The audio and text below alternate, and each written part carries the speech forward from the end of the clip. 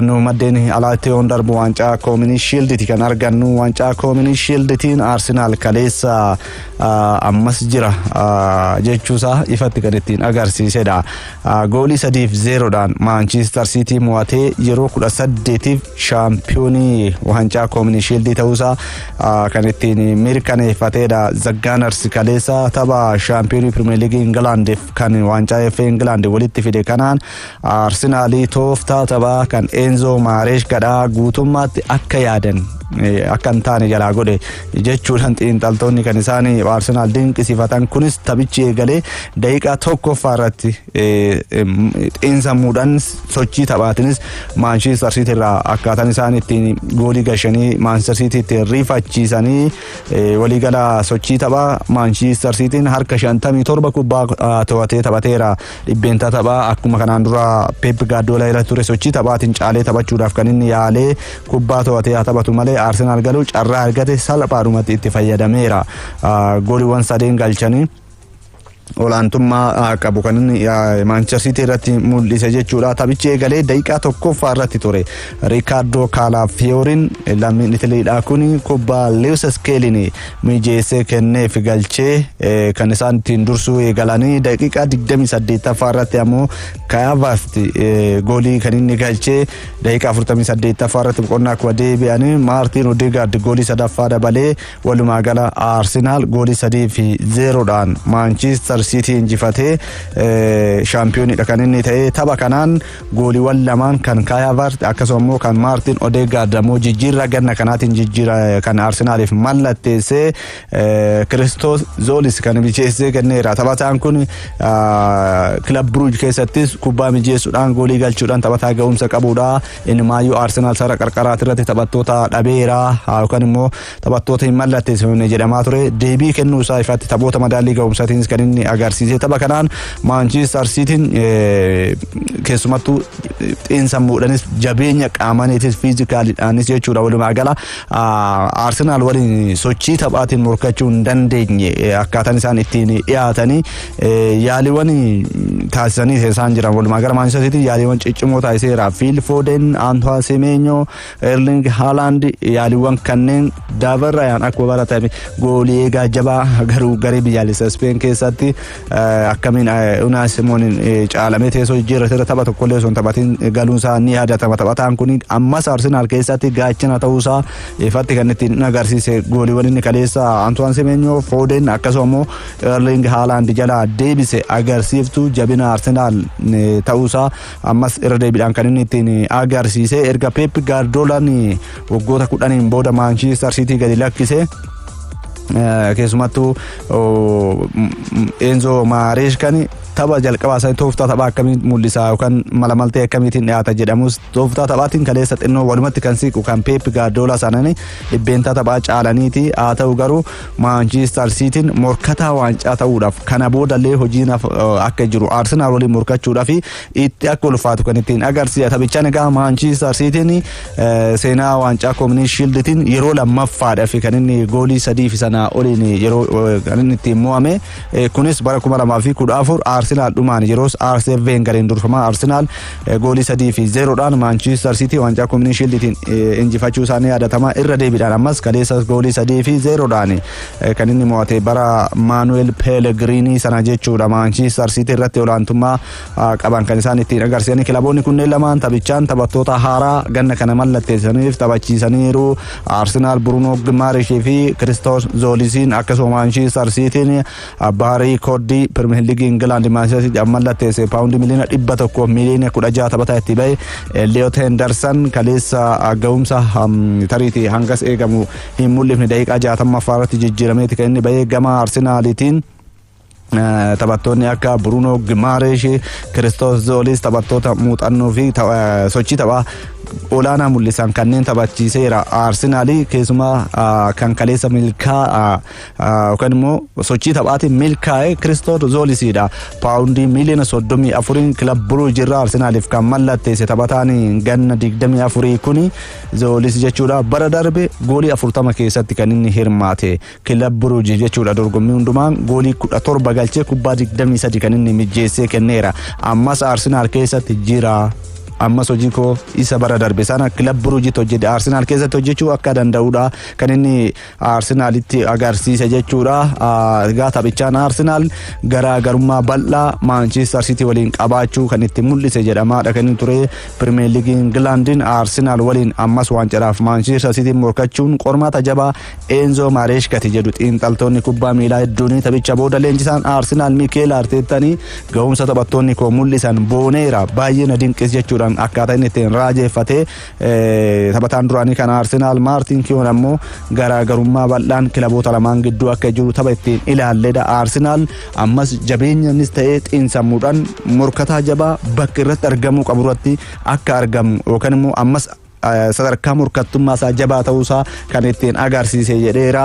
Kun jalqabbiidha waan ta'eef waa lama irraa baranne kan jedhe ammoo Enzo Maresca taphichaan booda carraa waa lama qabatee nu dhufa.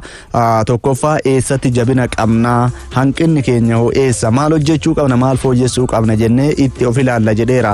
Enzo Marescani taphataan duraanii kan garee biyyaalessaa Scotland Ali Makosin ammoo Enzo Marescani kaleessa mana barumsaa jabaa wayii deemee baratee deebi'eera jechuudhaan kan inni ittiin akka of ilaale tapha kaleessaa kanaan irraa akka barate kan inni ittiin akeekkachiise.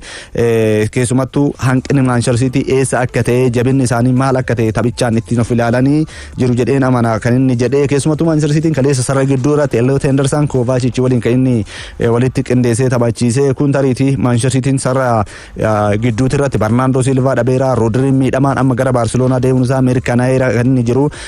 Erguma Kevin De Bruyne taphattoonni kunneen bara darbis galaksan sarara gidduutti irratti Manchester City rakkataadha ture. Rakkinni kun ammas furmaata hin arganne. Enzo Maresca hojii jabaan akka isaan hafuudha kan isaan hojii kaleessatirraa tapha kaleessatirraa hubatan jechuun ni danda'ama. Taphichaan Manchester City kubbaa 5 akkuma Arsenaal wal qixa yaaleeti kan inni jiru. Garuu kubbaawwan isaa yaalan kunneen bu'a qabeessummaa irratti kan Arsenaal walii wal bira qabamee olaalamu gadi aanaadha. Gara gooliitti hammi goolii galchuu isaanii 0.77 qofaadha kan inni ture. Gama Arsenaaliin hammi goolii galchuu Arsenaal 2.19 garaagarummaa bal'aa gidduu isaaniitti kan isaan itti mul'atedha. Sadarkaa keenya agarsiisa jedheera. Taphichaan booda dursaan taphattoota Arsenaal Martin Odegaard goolii sadaffaa Arsenaal kan inni galche.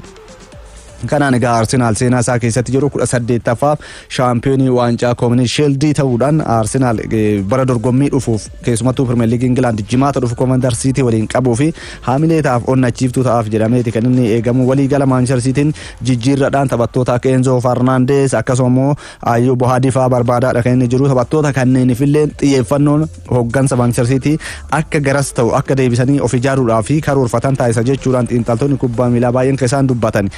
Ligaan Spain barri dorgommiidha. Sanbata darbe kan inni eegale barri dorgommii 2026-27 sanbata eegaleen taphoonni 4 kaleessaaf sanbata taphatamaniiru. Kaleessa taphoota 2 sanbata taphoota 2 kan taphatame.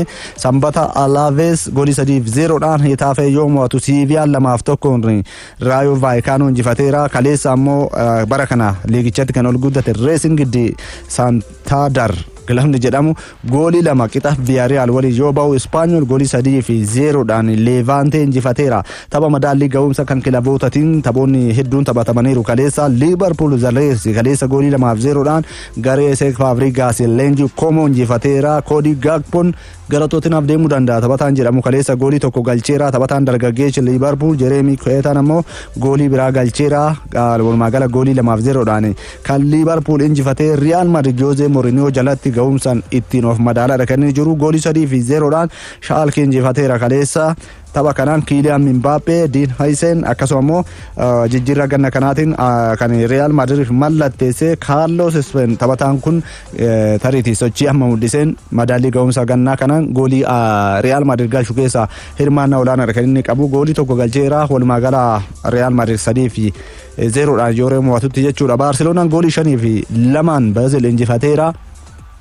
Karim Adeyemi ganna kana kan inni Borussia Dortmund irraa Barcelona mallatteessee Hamza Abdul Karim akkasuma immoo Lamine Yamal Jesse Bissau taphattoota dargaggoota goolii lama galcheera. Jesse Bissau kaleessa jechuudha Barcelonaanis 5-2 kan inni injifate. Jijjiirraadhaan wal qabatee Joao Canceloon Barcelonaadhaaf mallatteessuudhaaf dhimmoota hunda xumureera. Kilaba isaa Al Hilal waliin adda ba'uusaa beekameera. Jijjiirraa ergisaatiin ganna darbee Barcelonaaf taphataa turuu isaanii yaadatama. Amma dhaabbiidhaan Barcelonaadhaaf mallatteesseera jedhameera. Ifatti Barcelonaan hin beeksifne garuu waliigaltee Al Hilal waliin qabu adda kuteera. Kaleessa Joao Canceloon taphataan kun kanaan dura Barcelonaadhaaf taphachuu isaanii yaadatama. Yeroo Manchester City tures Manchester Citydhaan erga gargar ba'ee deebi'ee immoo Barcelonaadhaa deemee gara Al Hilal deemuu isaanii yaadatama. Sanaan booda deebi'ee ergisaadhaan amma immoo si'a sadaffaadhaaf dhaabbiidhaan gara Barcelonaa deebi'eera. Barcelonaan taphataa kana bilisaan mallatteessifachuu isaatiif yuuroo miliyoona 15 bu'aa buufateera. Taphataa kanaaf jijjiirraa kaffaluudhaaf qabu yuuroo miliyoona 15 kan inni hambifate. Garuu ammas La Ligaan dambii baasii fi galii Barcelonaa keessa jiru wal qabatee dhimmoonni xumuramuu qaban rakkoo Barcelonaa kan taphattoota mindaa kaffaluu wal qabatee taphatichi kun gaafa dhaabbiidhaan Barcelonaadhaan mallatteessu bilisaan bakka dhufe faayidaa dabalataa argata waan ta'eef rakkoo Barcelonaa ta'uu akka maluudha kan gamanuma komatamaa yookaan immoo sodaatamaatiin jiru. Kanas ta'u garuu Joao Canceloon Barcelonaadhaaf mallatteesseera jedhamaati kan inni jiru. Taphataan biraa kan gara Barcelonaadhaa imaluudhaaf waliigalteen xumuramee abbaa badhaasa Baalaandoor bara 2024 shaampiyoonii addunyaa Rodriidha. Taphataa mootora sarara gidduu kan Manchester City kan ta'e Rodriin paawundii miliyoona 65 Barcelonaadhaaf mallatteessu waliigaleera. Enzo Marescanis kan mirkaneesseeti kan inni jiru.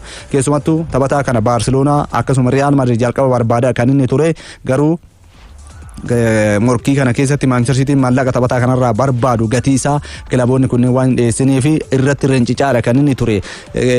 Keessumattuu waggoota 7 darban Manchester City keessatti taphataa murteessaa kan ture Rodriin gara taphoota 298 dorgommii hundumaa Manchester Cityidhaaf kan inni taphate bara 2019 ture. Atletico Madrid irraa paawundii miliyoona 62.8 kan Manchester City bu'aa malee taphataa kanarraa waan dhabe hin qabu. Inumaayyuu bu'aa hamma barbaadamu ol argate jechuun ni danda'ama. Waggoota 7 itti fadameera. Taphataan kun waancaa Premier League England 4 Manchester City waliin fudhateera. Waancaa Champions League Awurooppaadha. Waancaa FA England 2, waancaa Carabao England 3 Manchester City waliin walumaa gala waggoottan 7 waancaa 12 Manchester City waliin taphataa milkeeffateedha. Rodriin General Rodri jedhuun dandeettii inni sarara gidduu irratti kubbaa qindeessuudhaaf qabu. Barcelonaan torbee darbe keessa paawundii miliyoona 38 dhiyeessee kun gatii Rodri abbaa badhaasa Baalaandoor taphataa cimaa waancaa addunyaa bara dorgommii 2026 kana hin madaalu jechuudhaan harkatti diduu isaa ni yaadatama. Manchester City amma garuu gatii isaan barbaadan paawundii miliyoona 65 Barcelonaan Rodriidhaaf akka kaffalu waliigalee Rodriif Manchester Cityn adda bahuu isaanii beekameera. Enzo Marescan erguma taphichaan mo'amanii taphichaan duras Rodriin gara Barcelonaa deemuu akka danda'u guyyoota muraasa booda akka xumuru beeksisanii turuu isaa ni yaadatama. Inni taphataa cimaadha. Yeroo hundumaa taphataa nuti barbaadnudha. Garuu dhimmi kun dhimma Rodriiti waan ta'eef jechuudhaan kan inni dubbate.